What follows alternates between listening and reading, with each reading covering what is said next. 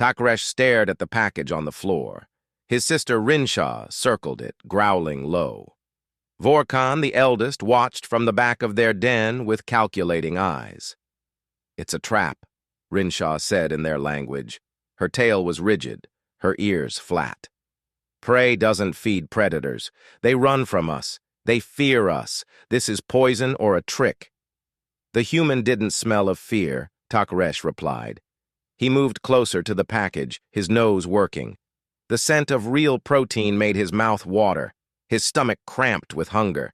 He smelled of something else. "Pity." Rinshaw spat the word like a curse. "They pity us. We are Velrathi. We do not accept pity from prey species." Vorkon made a rumbling sound. "We are also starving, young one. Pride doesn't fill empty bellies." "We can hunt," Rinsha insisted, but her voice was weaker now. "Hunt what?" Takresh asked quietly. "The ice wasps are poisonous. The colony has no animals. The other aliens lock their food away. We've searched every corner of this cursed place." They stood in silence, all three of them looking at the package. Finally, Vorkon spoke. "There is an old story, from before the Wars of Unity. When packs were first forming, lone hunters would share their kill with strangers. Not as charity, as an invitation, as recognition that survival is easier together." "That's ancient history," Rinshaw said. "Myths from the old world." "Perhaps," Vorkon acknowledged, "but the human didn't throw the food at us. He placed it down with respect. He backed away without turning his back. He showed us consideration." Takresh made his decision. He picked up the package and opened it. The smell was incredible. Real protein, vitamins, food that would give them strength. He divided it carefully into 3 portions and gave the larger pieces to Rinshaw and Vorkon. His sister hesitated, then ate. Vorkon ate slowly, savoring each bite. Takresh felt strength returning to his limbs, warmth spreading through his body. It wasn't much, but it was life. "We owe him now," Vorkon said when they finished. "A debt of survival is a debt of blood." "We owe prey nothing," Rinshaw said, but she didn't sound convinced anymore. The next day, Hyunwoo returned. He left another package in the same spot. This time, Takresh watched him from the shadows. The human looked thinner. His movements were slower. He was giving them his own food, Takresh realized, not extra rations. His own survival. This changed things. This was not pity. This was sacrifice. For 2 weeks, Hyunwoo came every day, sometimes twice. Each time he left food. Each time he looked a little weaker. The pack began to watch him work. They followed him through the tunnels, staying hidden, observing. Hyunwoo was alone like they were. The other colonists didn't talk to him. He worked in the most dangerous areas, the places no one else wanted to go. He fixed things that kept everyone alive, and no one thanked him. He was quiet and careful and competent. "He's like a lone hunter," Vorkon observed one day as they watched Hyunwoo repair a coolant line that was leaking radiation. "Separated from his pack, surviving on skill and determination." "Humans have families on their homeworld," Takresh said. "I heard 2 technicians talking. They said he sends all his money back to Earth." "To his brother." Rinsha's ears perked up. "His pack is far away. He hunts alone to feed them." They understood this. They respected this. Among the Velrathi, providing for family was the highest honor. This human was feeding them while trying to feed his own bloodkin across the stars. The magnitude of that sacrifice settled heavily on Takresh's shoulders. "We've been watching him for days," Rinsha said slowly. "Learning his patterns. He goes into dangerous places. He works near equipment that could kill him. He trusts the machinery too much." "Where are you going with this?" Takresh asked. "I'm saying we could help.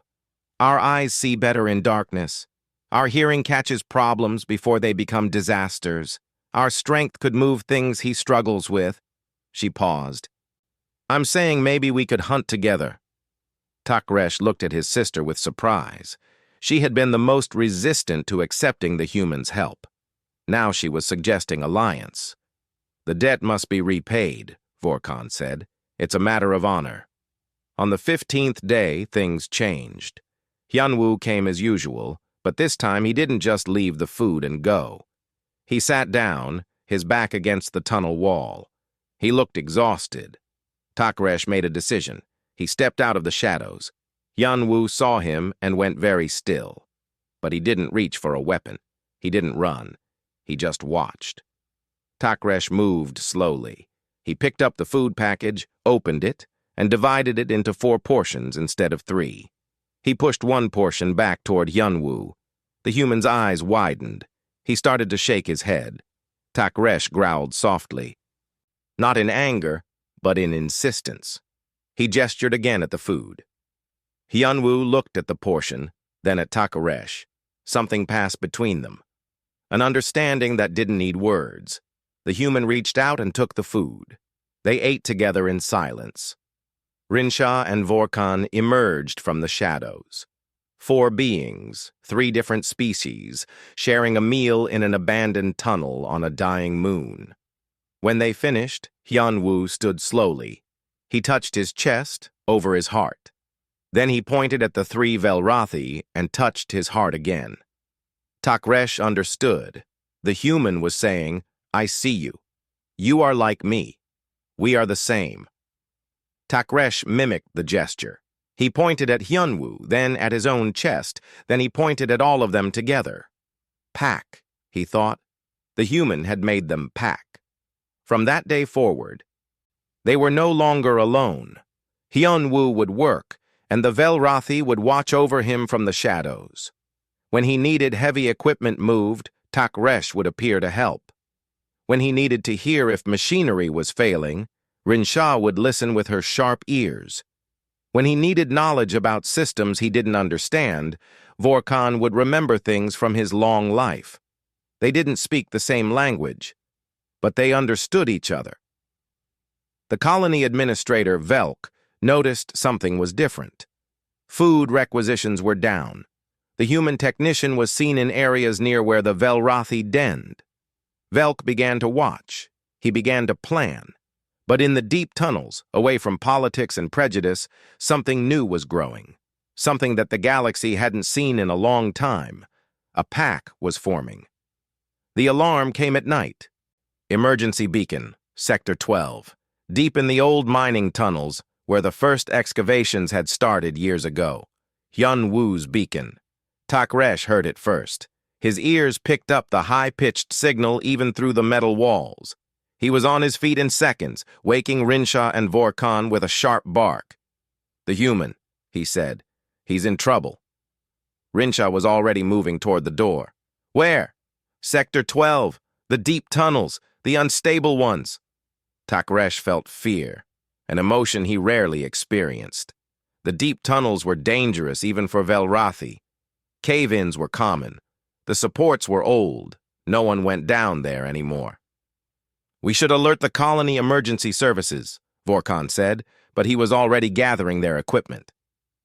They won't come, Takresh said grimly. Not fast enough. Maybe not at all. He's just a maintenance worker. They'll fill out forms. They'll discuss liability. They'll waste time. Then we go, Rinsha said simply. They moved through the colony like shadows. A few late-shift workers saw them and pressed back against walls, fear in their eyes. The Velrathi ignored them. They had more important things to worry about. Sector 12 was locked. Takresh tore the access panel apart with his claws and bypassed the security. Alarms started screaming, but they were already inside, racing down the tunnels toward the beacon's signal. The air grew colder as they descended. Their breath came out in clouds. The tunnel walls were rough here, carved by machines that had long since been scrapped. Water dripped from cracks in the ceiling. The supports groaned under the weight of ice and stone above them. This way, Rinsha said, her ears swiveling. I hear his breathing. Shallow, fast. He's hurt. They found the cave-in 20 minutes later. A whole section of tunnel had collapsed. Rock and ice and twisted metal blocked the passage. The beacon's signal came from the other side. Takresh approached the rubble carefully. "Yunwu!" he called out, hoping the human would hear his voice even if he didn't understand the words. A weak sound came from beyond the collapse. Not words, just sound.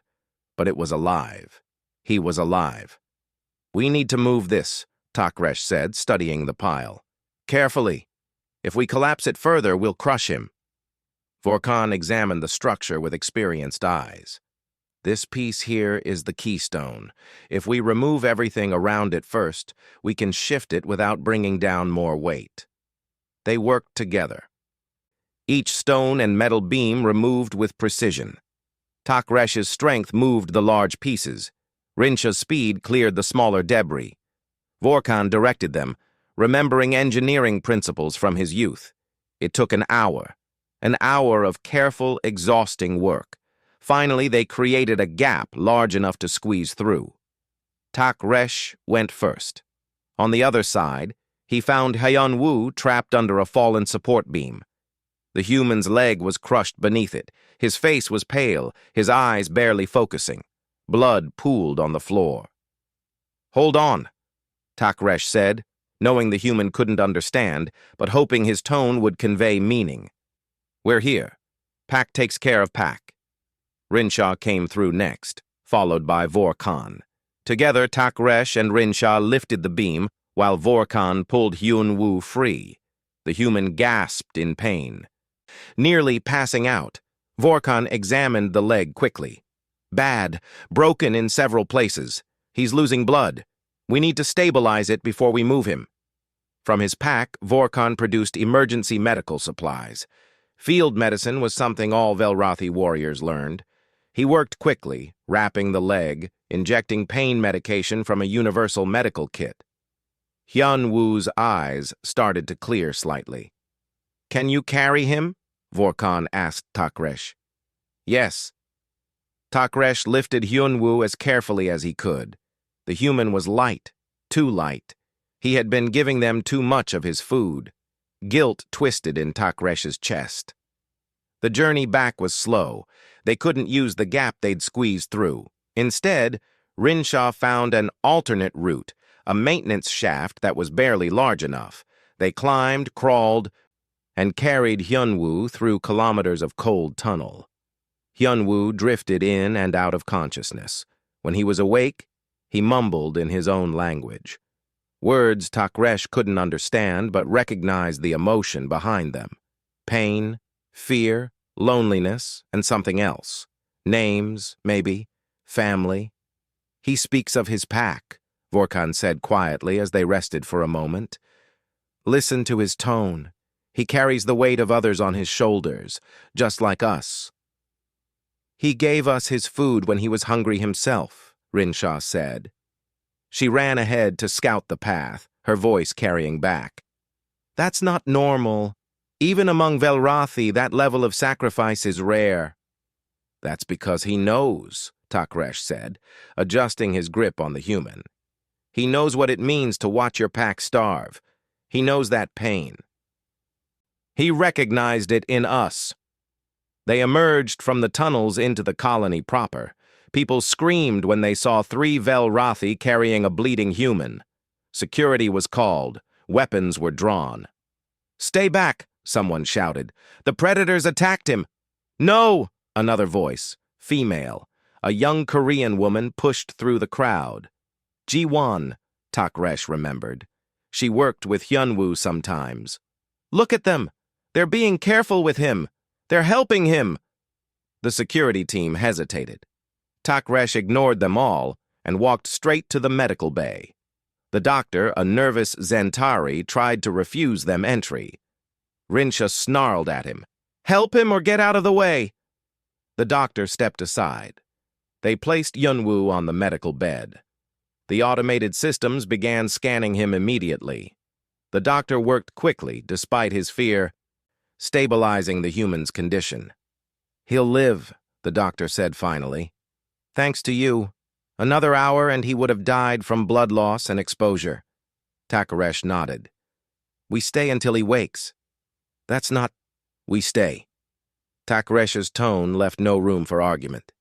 They settled in the corner of the medical bay. 3 predators keeping vigil over their fallen packmate. Nurses and doctors gave them wide berth. Other patients requested transfers. But the Velrathi didn't move. They waited. Outside, word spread through the colony. The predators had saved the human. They had gone into places no one else would dare. They had carried him to safety. And in his office, Administrator Velk listened to the reports. His face twisted with calculation. This was bad for him. Very bad. If people started sympathizing with the Velrathi, they might start asking questions. Questions about food distribution. Questions about missing supplies. He needed to fix this. He needed to turn the story back in his favor.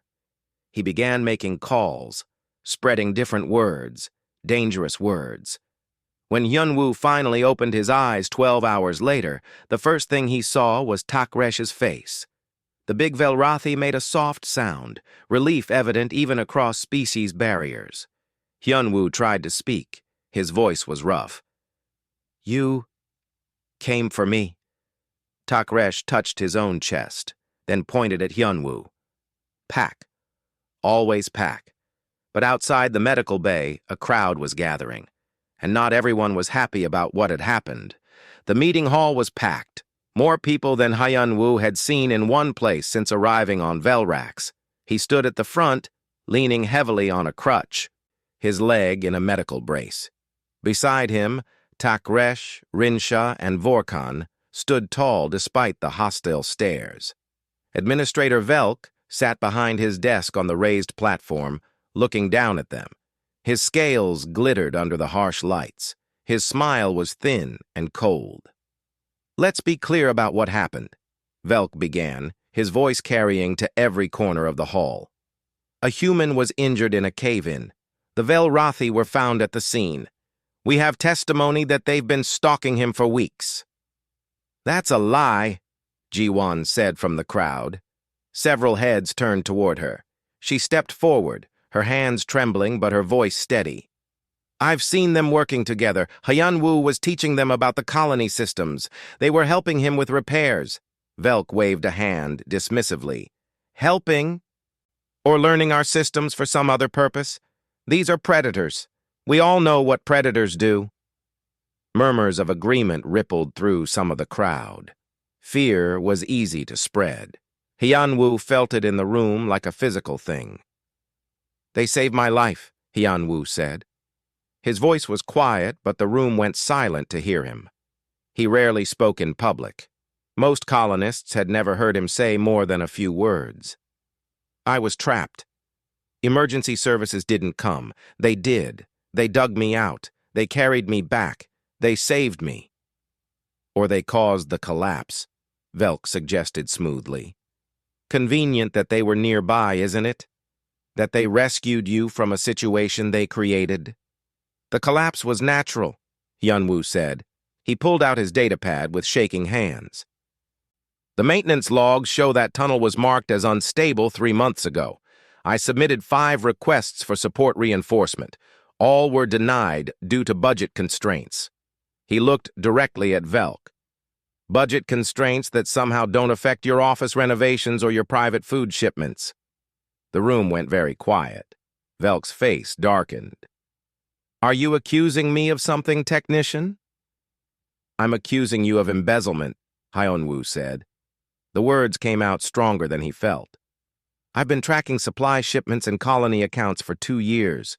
You've been diverting resources, selling them off-world. That's why we're short on food. That's why the Velrathi were starving. That's why critical repairs don't get done. These are serious allegations, Velk said, but sweat beaded on his scales. Do you have proof? I do. Hyunwoo transferred files from his datapad to the hall's main display. Numbers appeared, shipment records, account transfers, evidence of systematic theft. The crowd erupted in angry voices, some directed at Velk, some still directed at the Velrathi. Chaos spread through the hall. That's when the alarms started. Not security alarms, emergency alarms, the kind that meant someone was about to die, or everyone was. "Fusion reactor!" someone shouted. "Cascade failure in the main reactor!" The display screens switched from Hyun-woo's evidence to emergency readouts. Red warnings filled the screens. Temperature climbing, containment field destabilizing, automatic shutdown failing. "Everyone to the evacuation shelters," Velk ordered. "Immediately." "The evacuation shelters won't help if the reactor goes critical," Ji-won said, reading the data. "It'll take out half the colony. Maybe all of it." "When's the next supply ship?" someone asked desperately. 3 weeks, another voice answered. Panic spread like fire. People pushed toward the exits. Children cried. The orderly meeting dissolved into chaos. Hyun-woo stared at the readouts. He knew reactors. He'd studied them during his training. The problem was in the deep core controls. Manual shutdown was possible, but someone would have to physically access the reactor chamber. The chamber that was in the deepest, most unstable part of the mining complex. The same section where he'd nearly died. "I can fix it," he said quietly. No one heard him over the panic. He said it louder. "I can fix it!" The room quieted slightly. Faces turned toward him. "The manual override is still accessible. If someone can reach the core controls, they can stabilize the reactor and prevent meltdown." "The access tunnel is blocked," a technician said. "That's why the automated systems can't reach it. The same cave-in that trapped you." "I know a way around," Rinsha said. Her voice was rough, but she spoke in careful standard language. "I scouted those tunnels. There's a maintenance shaft. Narrow, difficult, but possible." "You can't go down there," Velk said. "It's too dangerous. We need to evacuate and—" "And what?" Ji-won interrupted. "Die on the surface in the cold?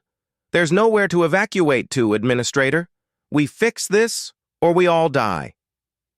Hyun-woo looked at his injured leg. He could barely walk. There was no way he could climb through maintenance shafts and navigate unstable tunnels. But someone had to go. Someone had to try. "I'll guide someone through it," he said. "Over the radio. I know the reactor systems. I can talk someone through the shutdown sequence." "I'll go," Ji-won said immediately. "No," Takresh said. He stepped forward, his massive form towering over the crowd. "We go, all of us, the human guides. My strength clears the path. Rinsha's eyes see in darkness. Vorkon knows the old systems." "We need a human," Hyun-woo said. "Someone to operate the controls. They weren't designed for Velrathi hands." "Then Ji-won comes too," Takresh said. "5 of us. Pack hunts together." Velk started to protest, but the other colonists shouted him down. They were desperate. They were willing to try anything. "We're wasting time," Vorkon said. "The reactor won't wait for us to debate." They gathered equipment quickly. Radiation suits, communication gear, medical supplies. The protective suits were old, maintained, but worn. The radiation shielding was weak in places. It would buy time, but not much. Hyun-woo insisted on going with them, at least to the access point. His legs screamed with pain, but he ignored it. He had to be close enough to guide them properly. They descended into the depths. The tunnels were worse than before. The reactor's instability was causing tremors. Dust fell from the ceiling. Support beams groaned. "This way." Rinsha led them through passages Hyun-woo had never seen, old mining tunnels from the colony's first days. The Velrathi moved with confidence in the darkness. Ji-won stayed close to them, her face pale but determined. They reached a junction where the path split. One route led to the reactor chamber. The other led to the core control room. They would need to separate. "Rinsha and Ji-won, you go to the controls," Takresh decided. "Fastest and smallest. Vorkon and I will clear the reactor chamber access. Hyun-woo, you guide them from here. The control room is deep in the radiation zone. Hyunwoo said, looking at the readings on his datapad. The suit will protect for maybe 5 minutes. After that, we finish the job anyway, Rinsha said. She looked at her brother. If we don't come back, you'll come back, Tak Resh said firmly. Pack doesn't abandon pack. They split up. Hyunwoo set up the communication relay, monitoring both teams on his datapad.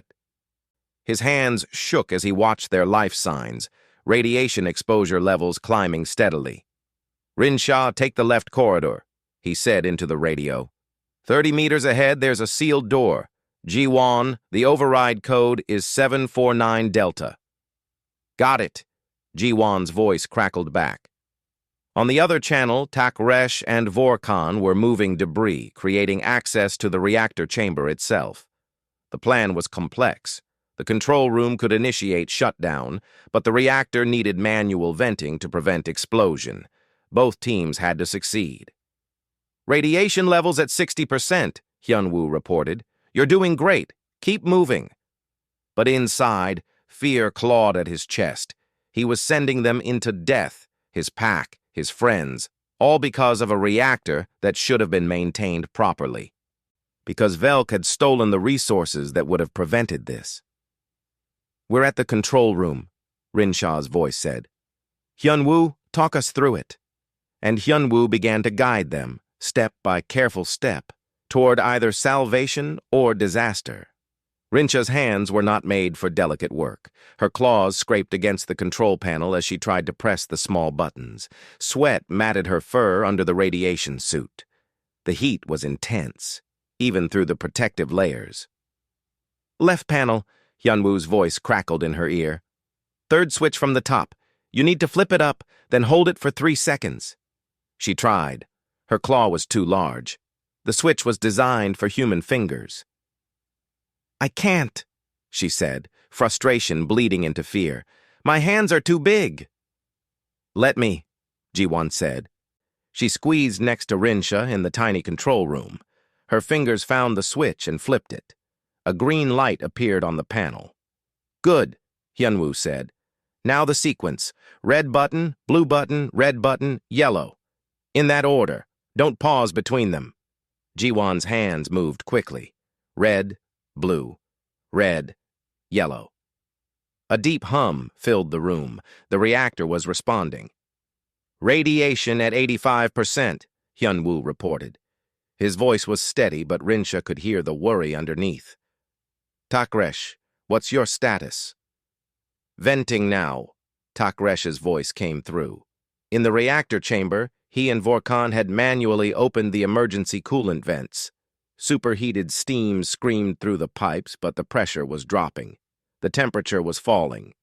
It's working, Vorkan said. The reactor is stabilizing.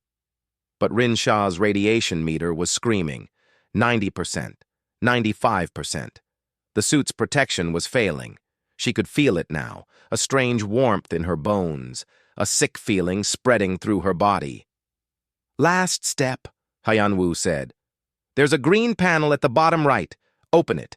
Inside, there's a manual lever. Pull it down hard. That completes the shutdown. Rinsha found the panel. Her vision was blurring. She pulled it open. The lever was there, but it was stiff, designed to require strength to prevent accidents. She pulled. It didn't move. It's stuck, she said.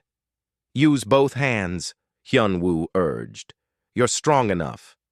I know you are. Rinsha gripped the lever with both hands. She thought about Tak Resh, about Vorkan, about the colony full of people above, about Hyunwoo, who had fed them when they were starving, who had treated them like people, not monsters. She pulled with everything she had. The lever moved, slowly, inch by inch. Then suddenly it gave way, slamming down into position. The reactor's hum changed pitch. The emergency light switched from red to yellow to green.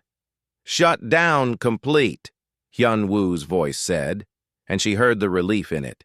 You did it! Both teams, you did it! Rinsha collapsed against the wall. Jiwon grabbed her arm. We need to get out of here, now! The journey back was a blur. Rinshaw's legs barely worked. Jiwon helped support her weight, which should have been impossible, but adrenaline gave the small human unexpected strength. They met Takaresh and Vorkon at the junction. Her brother took one look at her and scooped her up without a word. They emerged from the tunnels to cheering. The whole colony had gathered at the access point. When they saw the team returning, alive, the relief was overwhelming. Hyun-woo was waiting. He looked at Rinshaw's condition and his face went pale. Medical bay. Now. The doctor worked for hours. Rinshaw drifted in and out of consciousness. She heard voices, worried voices, Takresh refusing to leave, Vorkon speaking in their old language, words of honor and courage, Hyun-woo's voice, quiet, talking to the doctor about treatments. When she finally woke up days later, the first thing she saw was her pack. All of them. Takresh and Vorkon on one side, Hyun-woo and Jiwon on the other, all watching over her. "You scared us," Takresh said softly. "Worth it," Rinsha managed. Her voice was rough. "We saved them. All of them." "You did," Hyun-woo said. He touched his chest, then pointed at her. Pack. Family. The colony was different after that. The vote to expel the Velrathi was forgotten. Instead, people wanted to thank them. Food appeared at their den. Real food, proper meat, given freely. People nodded in the corridors instead of running away. Velk was arrested. The evidence of his embezzlement was clear and undeniable. A new administrator was appointed. Resources were redistributed fairly. Repairs were made to critical systems. And slowly, over weeks and months, something new grew in the colony. Hyun-woo no longer ate alone. The pack joined him for meals. So did Jiwon. So did other colonists, curious and grateful. The Velrathi taught hunting techniques for dealing with ice wasps. Their keen senses helped identify equipment problems before they became critical. They became part of the colony's emergency response team. Hyun-woo taught them Korean words, simple things at first. Hello, thank you, friend. They taught him Velrathi words too, pack, honor, hunt.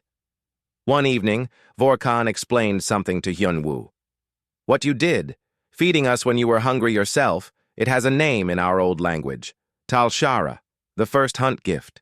In ancient times, lone hunters would share their kill with strangers to form new packs. You performed Talshara without knowing it." "I just didn't want you to starve," Hyun-woo said quietly. "That's what makes it meaningful," Vorkon replied. "You saw suffering and chose to help, even at cost to yourself. That's not charity. That's recognition of kinship." "You invited us to be pack." Rinshaw, still recovering but stronger each day, added, "And we accepted. When I went into that radiation zone, I wasn't repaying a debt. I was protecting my pack. You are my pack, Hyun-woo. All of you." The supply ship finally arrived with news. A new mining corporation was buying the colony. Fresh investment, new equipment, jobs for everyone who wanted to stay. The Velrathi had earned enough credits from their work to leave if they chose. They chose to stay. "Why?" Jiwon asked one day. "You could go home, back to your world." Takresh looked at the small group gathered around the meal table. A human technician, a young human woman, 3 Velrathi warriors. "We were a pack without a hunt, without purpose. We were dying, not just from hunger, but from having nothing to live for." He placed a hand on Hyun-woo's shoulder. "Then the first hunter found us, gave us purpose, gave us family. This is home now." Hyun-woo felt his eyes burn. He had come to this frozen moon to earn money for his brother, to pay off debts and eventually return home. But somewhere along the way, he had found something unexpected. He had found his pack. That night, Hyun-woo sent a message to his brother on Earth. The words came easily. "The debt is almost paid. Another year, maybe less. But I don't think I'm coming home. Not permanently. I found something here. A family. Not the kind I expected, but the kind I needed. They're strange and fierce and loyal. They saved my life. I saved theirs. That means something. I'll visit, of course. I want you to meet them. They're interested in Earth food, especially Korean barbecue. I think you'd like them. They remind me of us, actually. Survivors, fighters, people who take care of their own. Stay strong, little brother. I'm doing well. Better than well. I'm happy. He sent the message and looked around his quarters. They were small and cold and on a frozen moon at the edge of known space. But they weren't lonely anymore. Outside his window, he could see the colony dome. Lights were on in the residential sections. The mining equipment was running again. Life support was stable. People were rebuilding, working together. And in the tunnels below, his pack was waiting. Tomorrow, they would work on repairing the deep sections. Together. Like they did everything now. The cold never left Velrax. It still lived in the metal walls and frozen ground. But inside the colony, in the hearts of those who remained, there was warmth. There was family. There was pack. And that made all the difference.